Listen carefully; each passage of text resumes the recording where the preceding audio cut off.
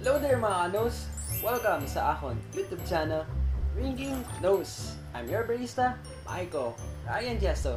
And for today's 4th episode, mga must-try beverages sa Riverrun Craft Coffee.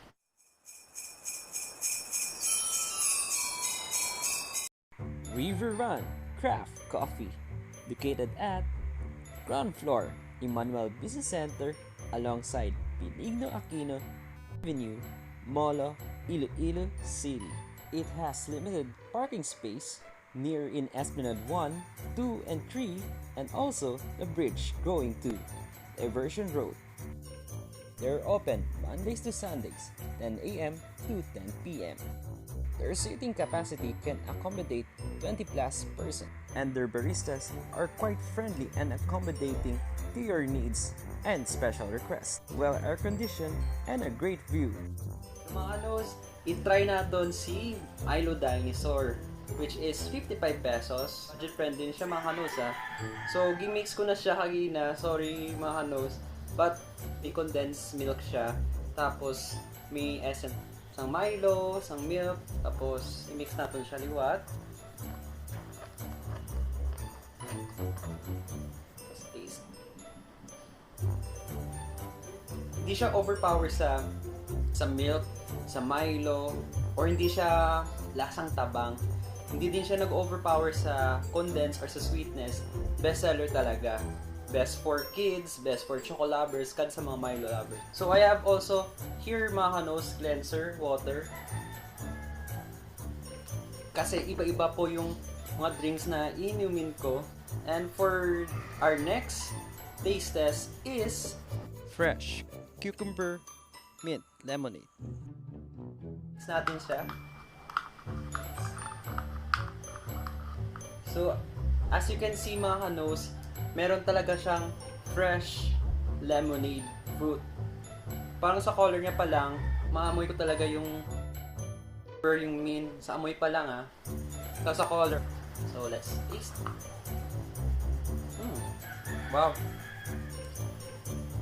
Ang sarap kasi it's very refreshing drink. Tapos, lahat po ng ingredients dito, mint, cucumber, and also the lemon, malalasahan mo talaga yung freshness, yung raw ingredients niya, yung zest ng lemon, pati yung mint, nakain ko na.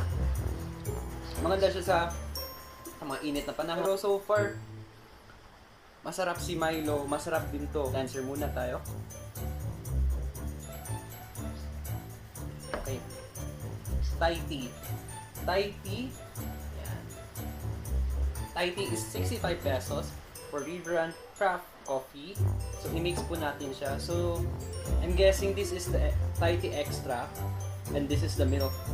Siguro meron ng mixture of condense or sweetness. So, i-mix po natin mga kanos.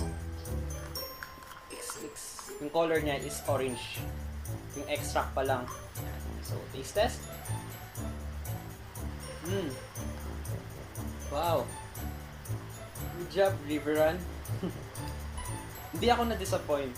So far sa tatlo, sila sa expectations ko. And sa Thai tea pa lang, ang sarap. Hindi siya nag-overpower sa sweetness. Hindi din nag-overpower yung milk.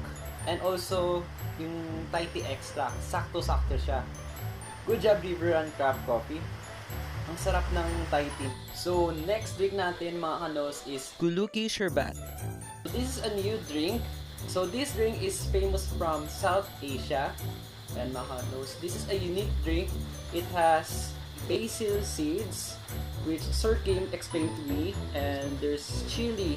Tapos yung juice ko na gamit is Limeades po. Kulukki Sarbath, Kulukki Pineapple, and Kulukki Brewed Tea. Ang magandang benefits to sa health. So, taste.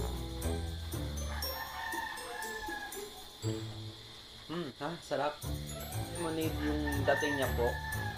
Mga anos. And, na-try ko yung yung basil seeds niya. Chewable naman siya, hindi siya yung hard. Parang siyang chia seeds. Tapos chili. Hindi po siya spicy. Parang may konting hint lang po or taste ng chili, pero hindi naman siya masyadong strong. Nice experience. Okay, for the rating, for Milo Dinosaur, this is a perfect 10. It has a well-balanced sweetness, chocolate, and everything. Sarap. Sobrang sarap niya. And for fresh Cucumber mint lemonade. perfect and 10 din to. Sobrang refreshing siya. Tapos lahat ng ingredients dito is raw, healthy, and sobrang sarap. Very healthy na, tapos very refreshing pa siya.